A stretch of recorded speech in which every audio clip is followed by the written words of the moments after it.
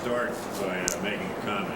You started with jobs. I would also suggest that if the government continues to look at the healthcare sector, the energy sector, the banking and finance sector, and our multinationals as a piggy bank, we're not going to create very many jobs in the near term either, but be that as it may. You brought up Greece. Let me ask you, some of us are getting concerned that the next Greece may be states like California, New York, New Jersey, Illinois, with huge unfunded in the trillions of obligations that have been made politically on the public employee side of the ledger with pensions and health care. Yes.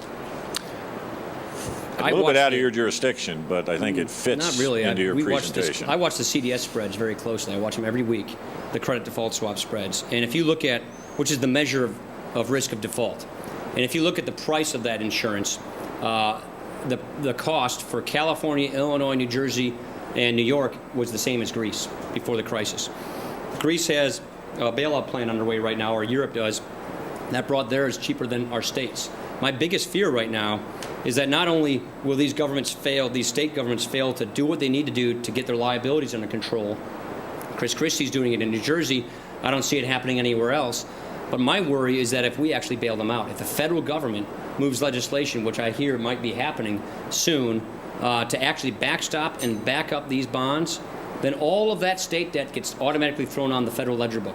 Then that chart I showed you in the IMF doesn't spring up in 5 years, it springs up in 5 days. And that could precipitate our own debt crisis. That could have the vigilantes in the bond markets coming after us. And the idea of bailing out whatever class of jobs, teachers, police, whoever you want to call it, that is basically a thinly veiled attempt to bail out states and to prevent them from making the decisions they need to make to rein in their costs. So we have big government problems in the federal government and also in state governments. We shouldn't be asking state taxpayers in frugal states to bail out taxpayers in wasteful spending states. And we cannot back up those bonds, because if we do, it will show that we are heading down that path even faster. So I'm very worried about that.